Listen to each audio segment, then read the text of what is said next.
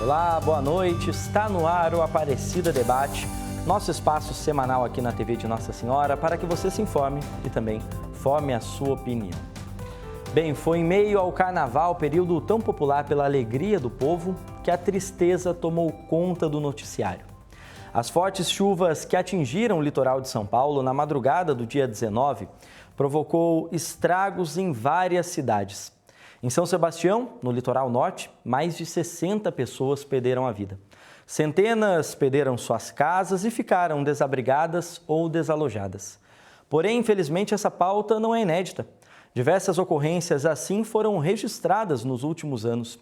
Quase 4.000 brasileiros morreram por deslizamentos de terra no país. É o que aponta um levantamento feito entre 1988 e ano passado, 2022. Por que é tão difícil evitar que a população ocupe áreas de risco? Para nos ajudar a tentar encontrar respostas para esse problema, a gente tem a alegria de receber aqui no programa os nossos convidados. Primeiramente, de forma virtual, Johnny Matos Incheglu, engenheiro civil com mais de 250 obras executadas, conselheiro do Conselho Regional de Engenharia e Agronomia de São Paulo e professor na Universidade de Mogi das Cruzes, além de idealizador da JMI Consultoria e Soluções Técnicas em Engenharia. Foi 2 vezes eleito na plenária do CREA São Paulo para o cargo de diretor administrativo, é também colunista do blog de engenharia e autor de diversos artigos de assuntos ligados à área tecnológica. Johnny, boa noite, viu? Obrigado pela participação aqui com a gente no programa. Boa noite, Guilherme. Prazer estar aqui com vocês. Apesar da circunstância, nada muito pelo contrário, mas acho que é uma ótima oportunidade da gente avançar no assunto e deixar alguns alertas, algumas propostas de encaminhamento. Com certeza, é o que a gente quer levar para quem está em casa, viu, Johnny?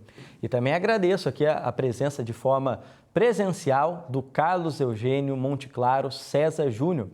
Ele que possui graduação em Arquitetura e Urbanismo, pós-graduação em Engenharia de Sistemas Urbanos, em Didática do Ensino Superior e mestrado em Ciências Ambientais. Atualmente é professor da Universidade de Taubaté, a Unital, ainda é membro do primeiro Conselho de Desenvolvimento da RM Vale, região metropolitana aqui do Vale do Paraíba. Monteclaro, obrigado, viu, pela presença aqui com a gente. Boa noite. Boa noite, eu que agradeço, Guilherme, é um prazer estar aqui, é uma satisfação.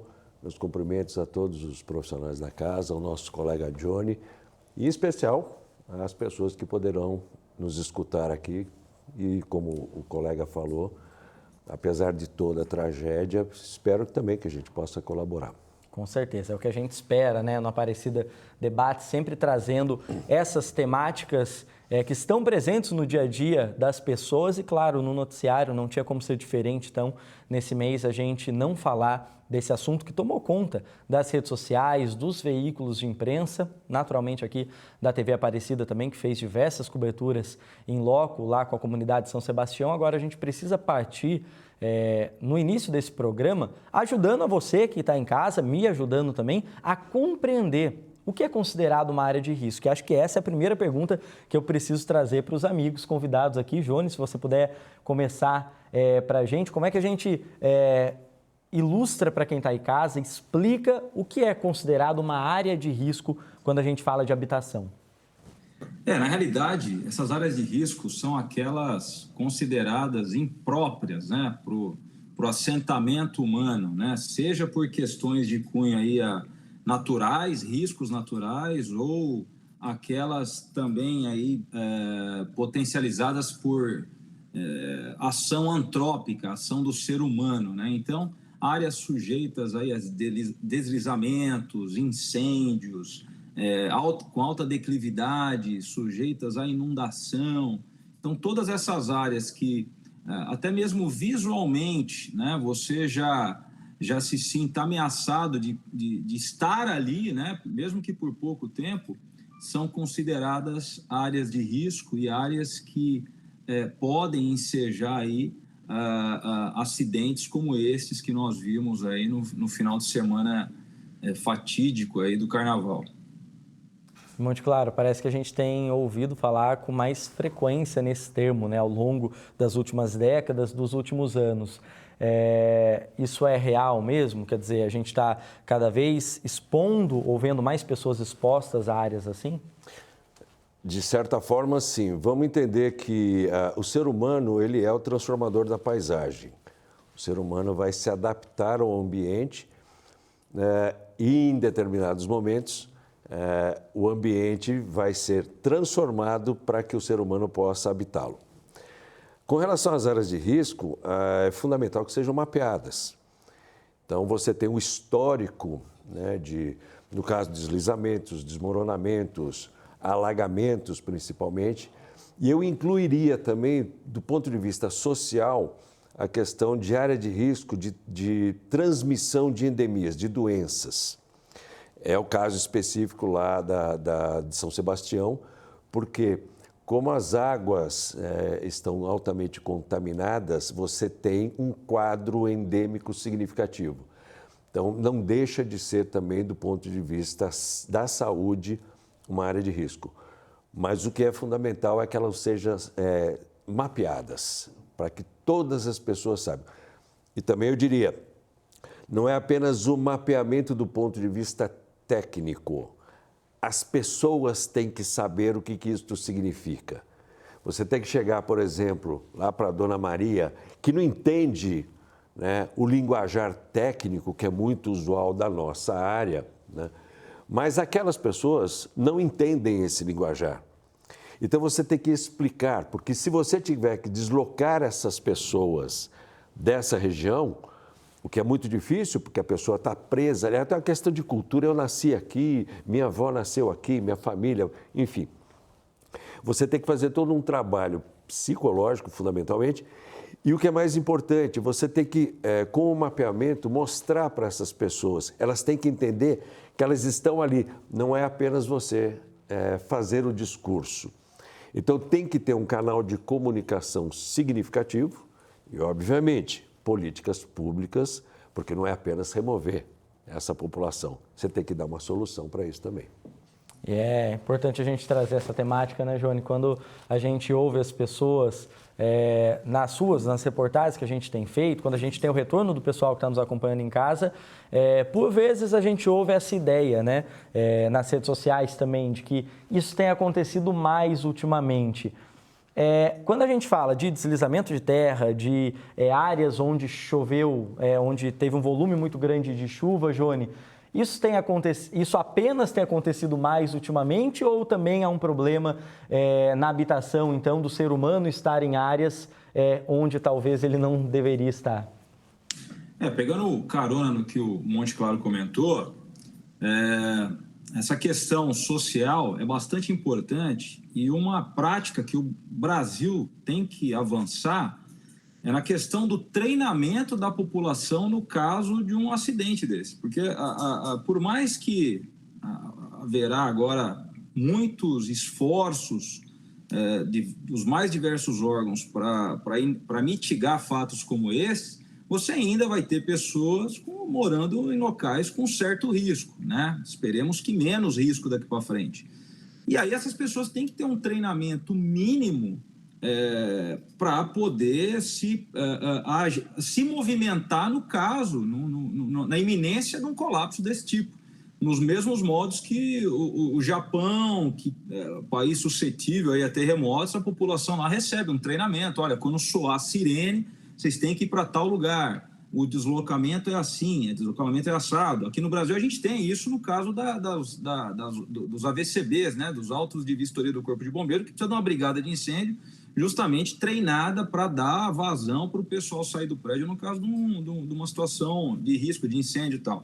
Mas no caso desse tipo de situação, das áreas de risco, temos muito a avançar, né? Muito a avançar. Todo um contexto, não só a sinalização do acidente, mas também a ação das pessoas. E com relação à sua pergunta, eu vejo que é um problema que vai se acentuando a partir do momento que os centros urbanos eles vão crescendo. E aí a gente entra numa área, que eu tenho certeza que o Monte Claro aí vai poder contribuir bastante também, que é a questão de planejamento urbano. Porque hoje a população ela cresce de uma maneira desenfreada e ela vai buscando locais que sejam, até certo ponto, estratégicos para que elas possam se movimentar para um local de trabalho, tá próximo de uma escola, tá próximo de uma linha de ônibus, uma linha de trem. Então, ela se acomoda ali. E nem sempre aquela área é a área ideal. Aliás, quando você vai para uma área sem o mínimo de infraestrutura, com certeza ela não é o ideal, né? Não só pela questão do risco, né, das áreas de risco, mas também pela falta de esgoto, pela falta de água. E aí a gente entra também nisso que o Monte Claro colocou, a questão de áreas que ensejam aí um cenário endêmico, né? Então, eu vejo que tem se tornado, sim, Guilherme, mais palpável, mais sensível à percepção desse tipo de cenário por conta do avanço dos centros urbanos em áreas que não estavam previstas para ter ali um assentamento de pessoas. É muito claro, ia passar a palavra justamente para você mesmo, porque quando a gente fala dessas ocorrências que inicialmente tem ali um fator natural, como nesse caso que a gente citou aqui, que a gente vê com mais frequência nesse início de ano no Brasil, né, todos os anos, que é a questão das chuvas, mas tem também aspectos sociais que fazem a gente chegar nesse ponto, numa tragédia tão grande, né? Sim. Apenas uma reflexão com relação ao volume de chuvas, também para falar da questão do planejamento, que é fundamental. Os índices deram 580 milímetros de chuva em São Sebastião. As pessoas perguntam o que isso significa numericamente, quer dizer, o que isso significa. Só para se ter uma ideia, uma chuva, pela classificação, uma chuva fraca, 5 milímetros. Uma chuva média entre 5 e 25 milímetros por hora. Uma chuva forte de 25,1 até 50 milímetros. Acima de 50 milímetros vamos dizer, é a catástrofe. Qualquer coisa é chuva extremamente forte. Nós estamos falando de 580 milímetros. Mais de 10 vezes mais. Né? 10 vezes mais do que a classificação usual. Portanto, é uma situação assim, totalmente fora do padrão, digamos, do período de chuvas que vem sendo monitorado. O monitoramento de chuvas no Brasil é muito recente. Para se ter uma ideia, Caraguatatuba, em 1967, a grande tragédia de Caraguatatuba, foi alguma coisa em torno de 480 milímetros. São Sebastião tem um registro até agora de 65 óbitos, se não me falha a memória. Caraguá teve 400, mas há quem diga que são 2.000 pessoas. Então, em termos de volume de água, isso é muita coisa. Né? Para as pessoas que estão em casa terem uma ideia, é você pegar 1 metro quadrado, 1 por 1 por 1 por 1, né? Porque ele é medido por metro quadrado, é uma lâmina de 60 centímetros de água, não há o que suporte. Então, independentemente dessa questão, hoje nós temos monitoramento, hoje tem todo esse, vamos dizer, esse acompanhamento técnico. Porém, a questão do planejamento é fundamental. E aí eu faria aqui um alerta a todos que estão nos ouvindo, enfim. Todos os municípios da região metropolitana do Vale do Paraíba têm que ter, e são obrigados por lei, a ter plano diretor. E são obrigados por lei a revisar plano diretor. O plano estratégico de mapeamento de São Sebastião foi feito pelo INPE em 2018. Portanto, aquela região já sabia quais eram as áreas de risco, elas já estavam mapeadas, né? Não vou fazer julgamento nenhum, apenas estou apresentando o que é público e notório.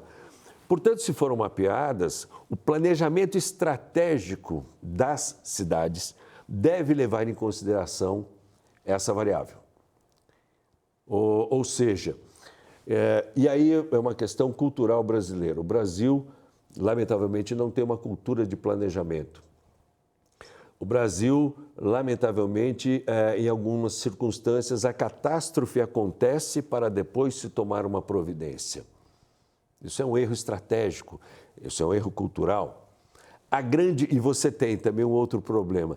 que é o conhecimento técnico e científico, no caso, nós profissionais, né, que podemos elaborar laudos, projetos e etc., e os sistemas de planejamento. E a outra, você tem toda uma burocracia intermediária, né, que, na minha opinião, isso também é complicado, e você tem as decisões políticas. A decisão política, muitas vezes, fecha os olhos para os apontamentos técnicos. A decisão política fecha os olhos no que diz respeito ao planejamento. Sim.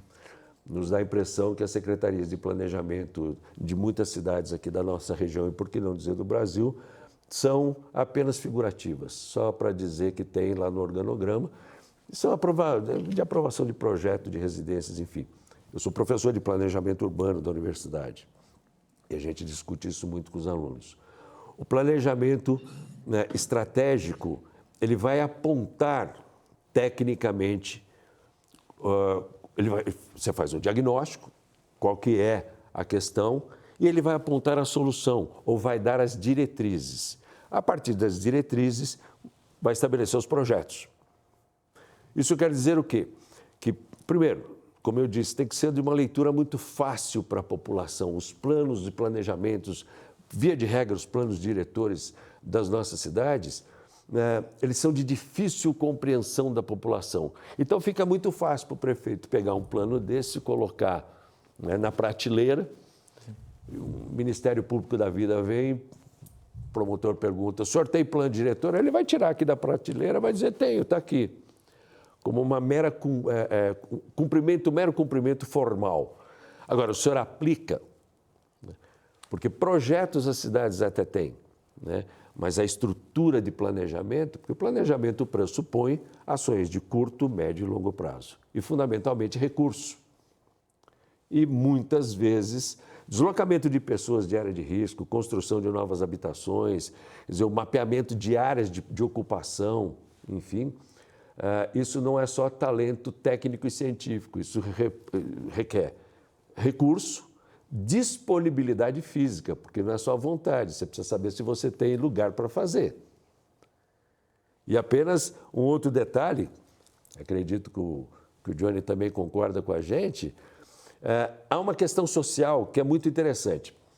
A leitura que a gente faz, inclusive dentro de sala de aula com os nossos alunos, você tem duas cidades. A cidade legal, do ponto de vista estrito sensu, cheia de leis, burocracias, etc., e a cidade real. Essa catástrofe ocorreu no que a gente chama de a cidade real. A cidade real, ela não se compatibiliza com a cidade legal, porque a cidade legal, ela implica numa série de exigências que a cidade real não consegue atender. Isso é um problema sério. Vamos dizer, esse nó tem que ser desatado, né? E o que eu estou dizendo é a necessidade do mapeamento, não de áreas de risco, mas também do deslocamento dessas pessoas, porque você vai ver o seguinte, às vezes a pessoa se coloca numa situação de vulnerabilidade, vai morar perto do trabalho, porque o transporte é caro. Então ela quer morar perto do trabalho e ela corre esse risco. Mas aí você vai perguntar para ela, ok, né, nós vamos fazer um conjunto habitacional, vamos fazer habitação para você daqui a 30 quilômetros. Ele vai deixar 30% do orçamento familiar dele na tarifa do ônibus. Deslocamento, Então, em alguns momentos, na grande maioria dos casos, em casos típicos como esse, que você tem uma faixa da orla da praia muito estreita também, a montanha está muito próxima, as cidades são muito esticadas, muito espalhadas. E tem as ocupações irregulares próximas, normalmente, dos locais onde oferece trabalho para essas pessoas. Johnny, a gente conversava com o Monte Claro agora, antes da passagem, né, do intervalo, dessa passagem de bloco. Queria te ouvir também, então, um pouquinho mais no que diz respeito a esses pontos que o Monte Claro tão bem ilustrou para a gente, né? Quando a gente fala de planejamento e fala dessa postura do poder público no que diz respeito ao cumprimento, como ele bem ilustrou, da cidade legal para a cidade real, né? O Monte Claro, ele abriu aí várias frentes na fala dele, né? Então, assim, que a gente tem assunto aí para horas e horas de discussão nessa linha. de fato, né, essa assombrosa quantidade de chuva, né, que foi a maior acumulado da história do Brasil em 24 horas, né, foram 682 milímetros, né, além de toda a ilustração que o Monte Claro fez, se a gente pegar isso daí em termos de litros de água, né, nessa caixinha de 1 metro por 1 metro que ele colocou, sendo despejado lá 680 litros de água. Então, para você que tem aquela sua caixa d'água de 500 litros, você imagina tudo aquilo vindo, né, em 24 horas, em cada metro, um por um, de cada lugarzinho ali de São Sebastião, do Saí, etc. Então, assim, foi uma quantidade absurda, né? E além de todas essas nuances, né, que o Monte Claro muito bem ilustrou, você vê a necessidade do município desenvolver trabalhos exatamente, primeiro, de mapear essas áreas, né, com assertividade, né, e estabelecer as prioridades, porque não há recurso para atacar tudo de uma vez. Então, é importante que haja um trabalho de priorização, de categorização dessas áreas de risco, daquelas mais, com mais eminência de um desastre. Aí, a engenharia, a arquitetura, ela tem ferramentas para isso, para aquelas de menos possibilidade, probabilidade de um acidente, né? Então, para isso, a gente tem ferramentas, tem empresas, tem profissionais qualificados que podem fazer isso. E agora, isso que o Monte Claro colocou, de que, infelizmente, no Brasil há a cultura de só tomar uma providência depois que há um fato aí emblemático, um fato que repercuta, é verdade. E não só nessa questão de áreas de risco, mas como quando um viaduto entra em colapso, aí vai se correr atrás de todos os programas de manutenção de viadutos. E nós temos normas técnicas que estabelecem a periodicidade de manutenção de todos os tipos de estrutura, praticamente, de todos os tipos de área, as vias e etc. Existem normas técnicas que definem isso claramente, né? Então, o que precisa é sistematizar isso, definir as prioridades e correr atrás das providências necessárias. Quando o Monte Claro coloca a questão de plano diretor, é verdade. E uma grande ferramenta que os municípios podem utilizar, que o executivo, o legislativo pode recorrer, são as associações de engenheiros e arquitetos dos municípios. Praticamente, quase todos os municípios aí contam com uma associação de engenheiros e arquitetos que podem ser fóruns adequados para auxiliar nessa discussão, né? E são profissionais da cidade, profissionais que vivem lá a cidade, que tem os mapas de calor dos problemas que podem aí nortear as decisões de um plano diretor. E quando a gente fala de plano, de planejamento, a gente está muito focado agora, por todas as circunstâncias, com relação aí à questão da área de risco. Mas isso envolve uma questão de mobilidade, de revitalização de orla, né? São todos projetos que precisam ser integrados, né? De forma que as vias não fiquem obstruídas no caso de um colapso natural, que as pessoas possam ter como escoar, que o socorro possa chegar. Então, isso faz parte de um plano muito mais amplo e a discussão, obviamente, começa no gatilho, na origem do problema, que no caso aí é uma área de risco, para entender qual é o caminho que essa água faz, quais são as áreas que estão mais suscetíveis a um deslizamento, e qual o impacto disso lá embaixo, e qual a estrutura que eu preciso ter para que isso não aconteça, que essas áreas fiquem lá quietinhas, estabilizadas, e caso aconteça, qual é o dispositivo que eu tenho lá no pé da serra, lá no pé do talude, para impedir consequências como essas que nós vimos. Então, de fato, a gente tem uma série de pontos que se interligam, que agora chegou o momento de nos debruçarmos sobre eles, né? Agora, queria a ajuda do Monte Claro para a gente falar dessas chuvas após uma tragédia tão grande como essa, né, Monte Claro? Porque o que a gente pôde ver aí, essa reportagem foi gravada, como eu disse, ali na última semana de fevereiro, primeira semana de março, ou seja, já quase 2 semanas depois daquela madrugada tão crítica, mas o que a gente viu foi, de novo, enchente, as ruas sendo tomadas por água. O que a nossa equipe pôde flagrar, de novo, pontos em áreas de encosta, onde houve deslizamento de terra, ou seja, esse solo já tão encharcado, tão castigado, continua oferecendo risco para a população ainda por um bom tempo, né? Continua porque você vê que as chuvas não pararam ainda, quer dizer, mesmo que elas tenham diminuído, então há uma saturação do solo, quer dizer, ele encharca, ele fica pesado. A Serra da Mantiqueira é uma grande pedra, para todo mundo entender, coberta com terra e vegetação. Essa camada de terra e vegetação ela é muito curta, nós temos problemas geológicos na Serra da Mantiqueira. Perdão, na Serra do Mar, desculpa, na Serra do Mar.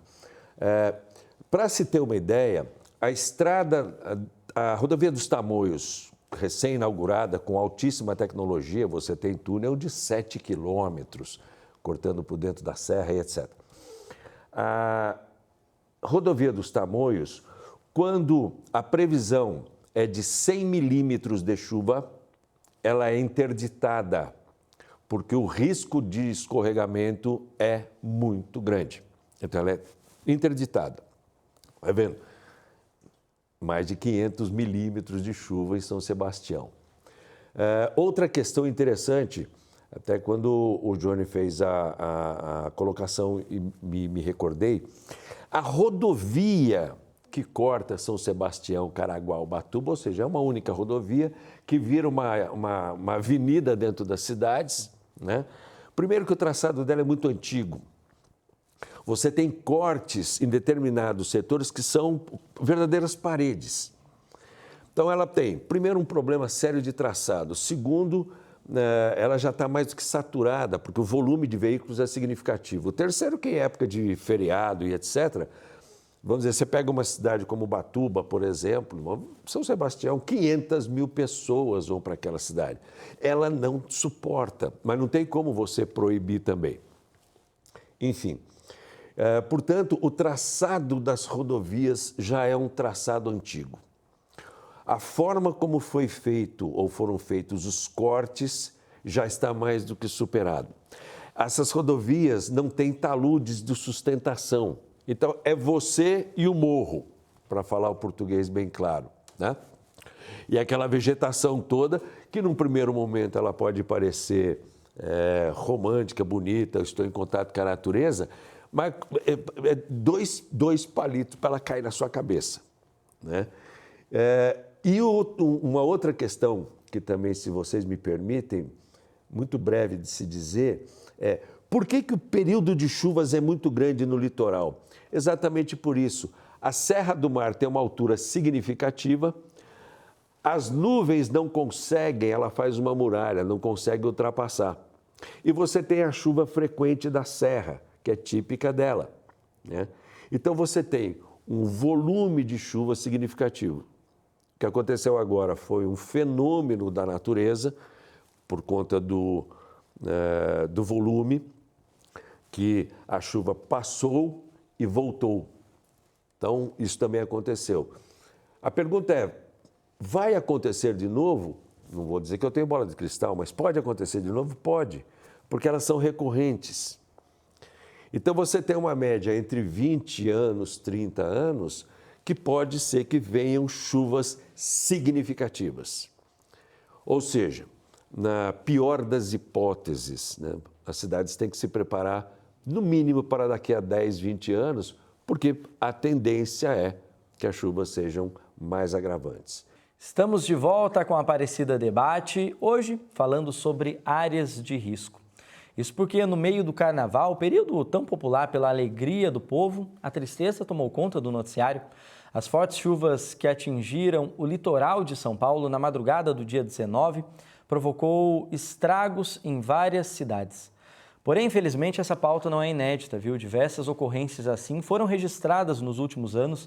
Tem uma pesquisa que aponta que quase 4.000 brasileiros morreram por deslizamentos de terra no Brasil entre 1988 e 2022.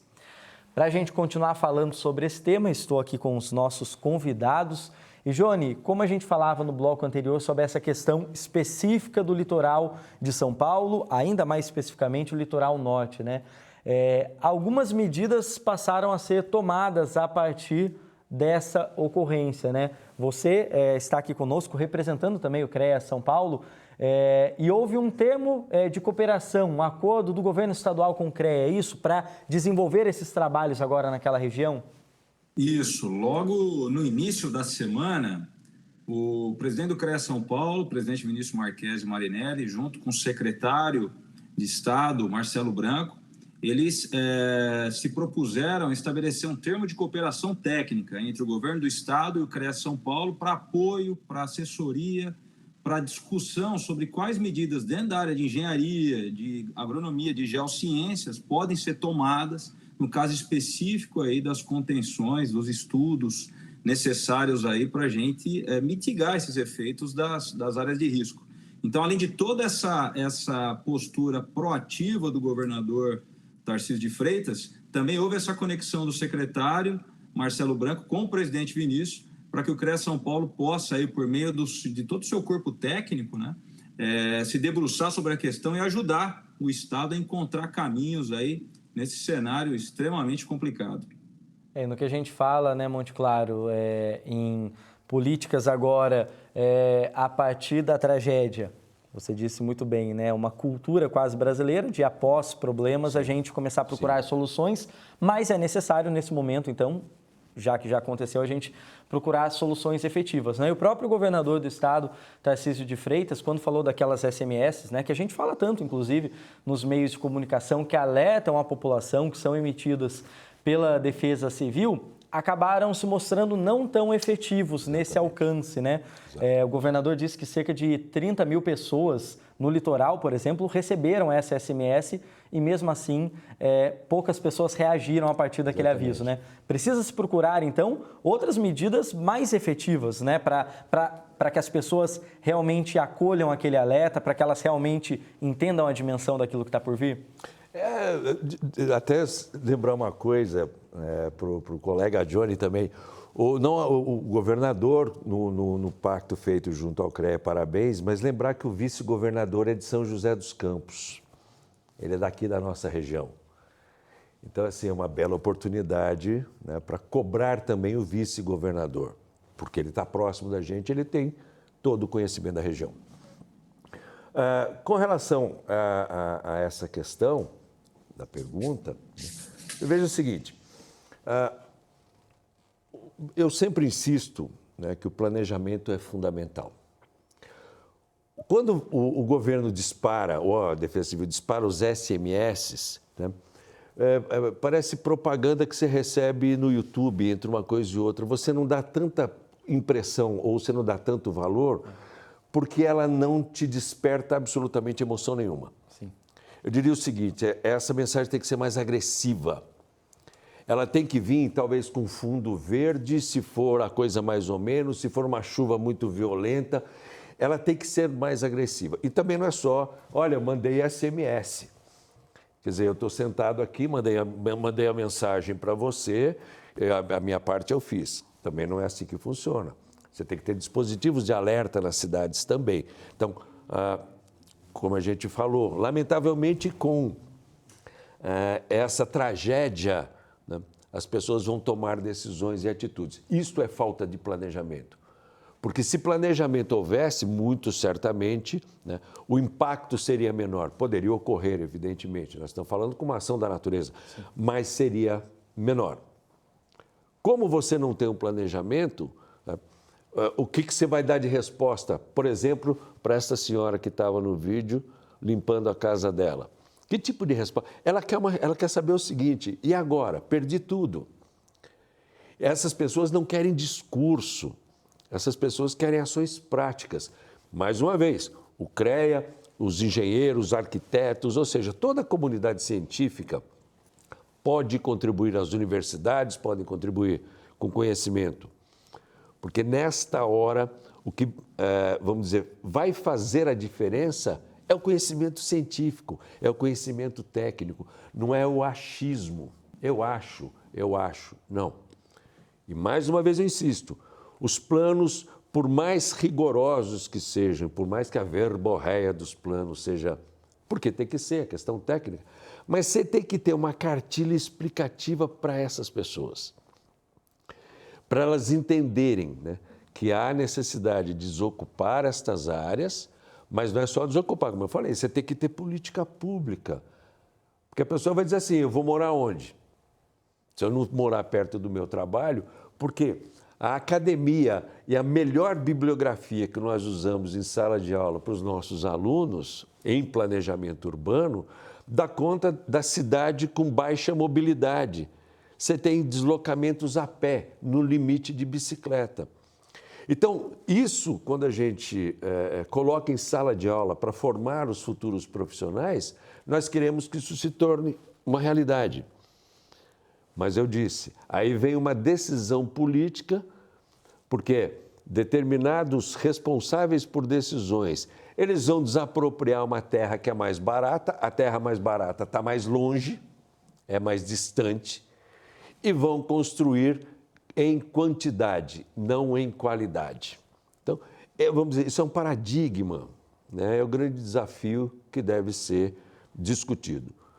E tem que ter uma estratégia de desocupação imediata, com 24 horas de antecedência, né? Você tem que ter um sistema de alerta nas comunidades, porque, e eu diria assim, forte, né?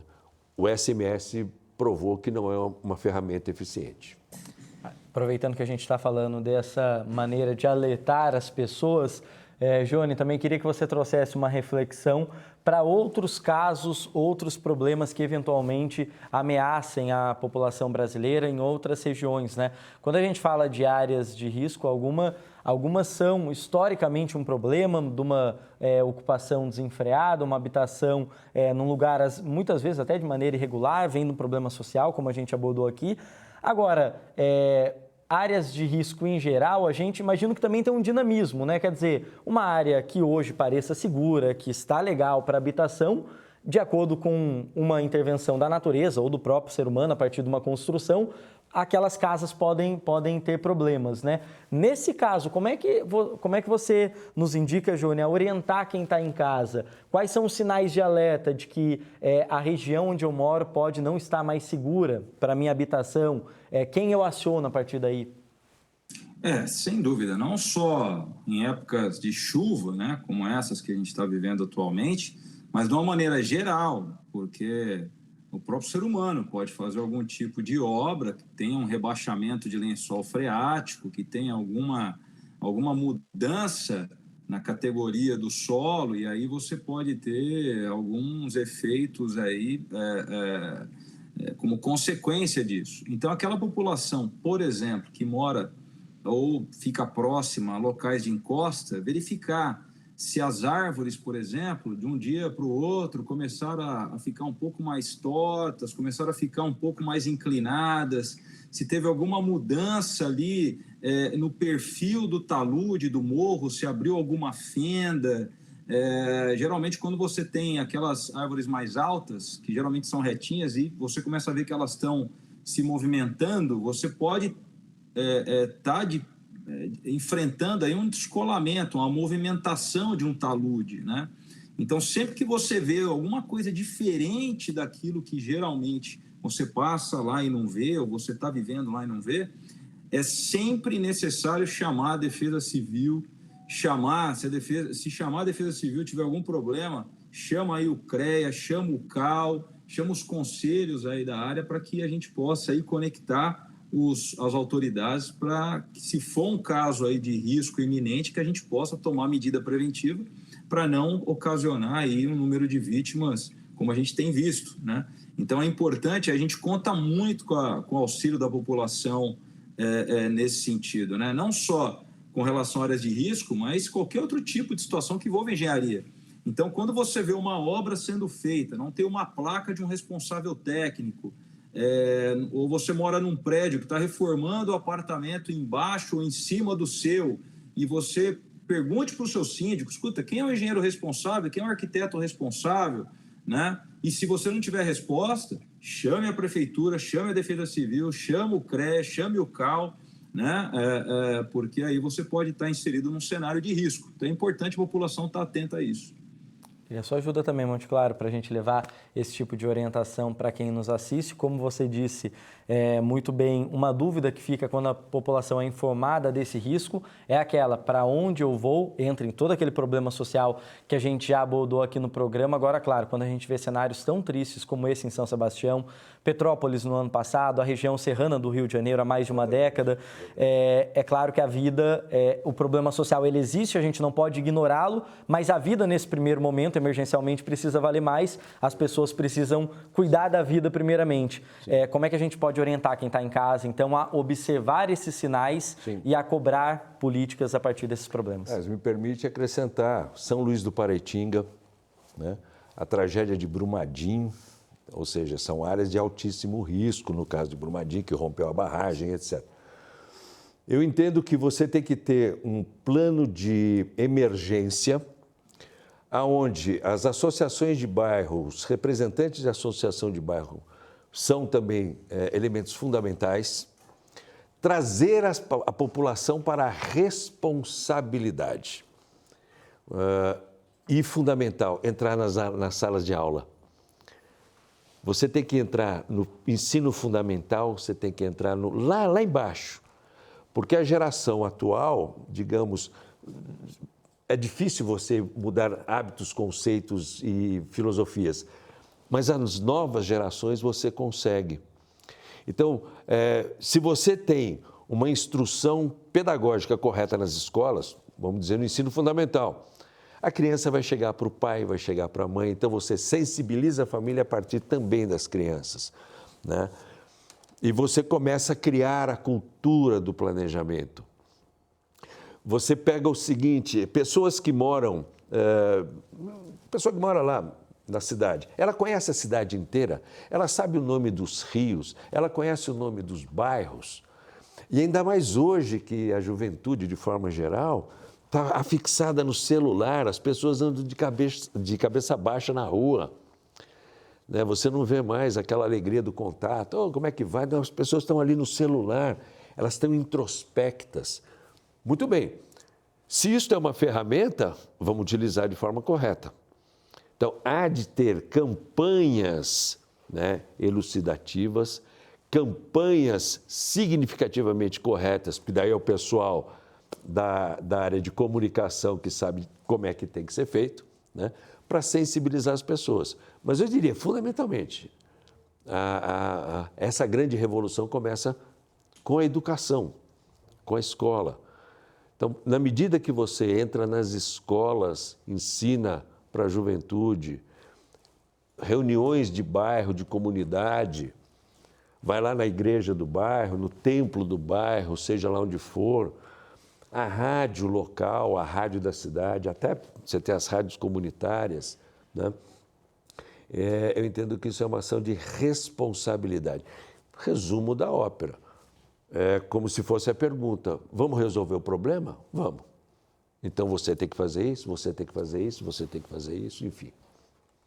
Bem, antes da gente encerrar, você tocou num ponto que a gente gosta muito de abordar aqui, não Aparecida Debate, mas na TV Aparecida como um todo, Monte Claro. Queria só que o Johnny comentasse rapidamente que essa questão que passa muito pela educação, né, Johnny? Mais uma vez, entre tantos assuntos do nosso cotidiano, a educação é uma das ferramentas para mudar realidades. Você também concorda com isso? Não é diferente quando a gente fala de planejamento urbano? Sem dúvida, as universidades, elas têm que estar atentas aí aos movimentos, né? Porque geralmente você trabalha com currículos engessados, né?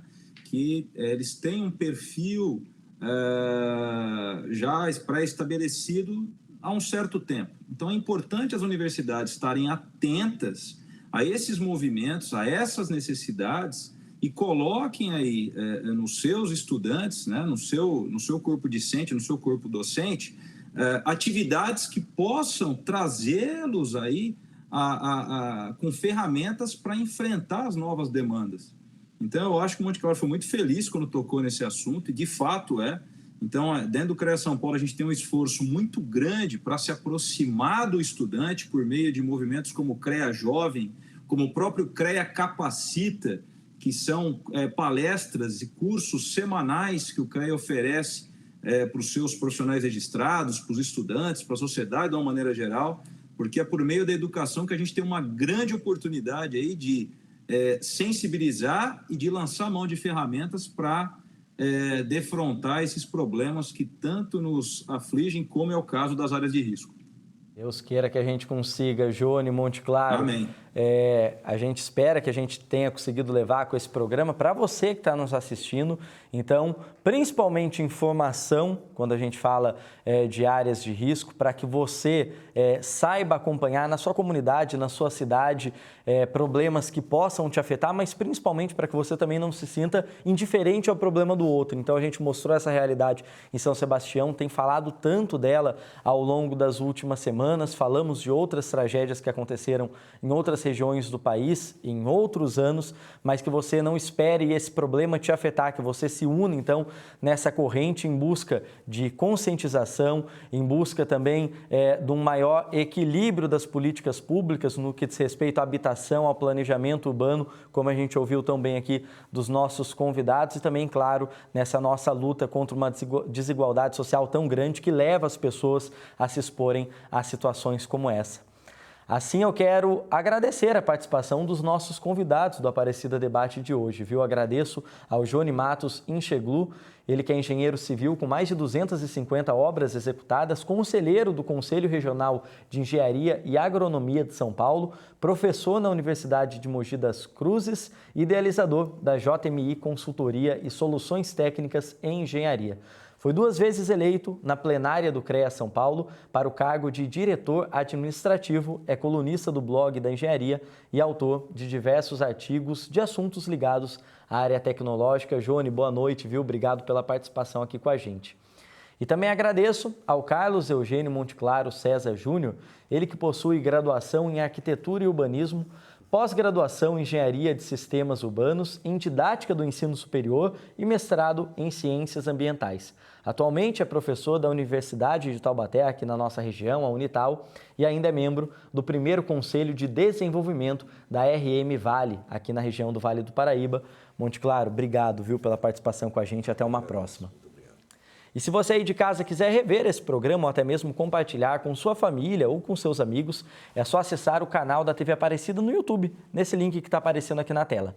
E não se esqueça, quando fizer comentários nas nossas publicações ou nas suas redes sociais, utilize a hashtag Aparecida Debate para a gente ver tudo que você está pensando do nosso programa. Por fim, agradeço imensamente a companhia e a audiência de você aí de casa. Obrigado por mais uma edição do Aparecida Debate aqui conosco. A gente se vê na semana que vem, tá bom? Tchau, tchau.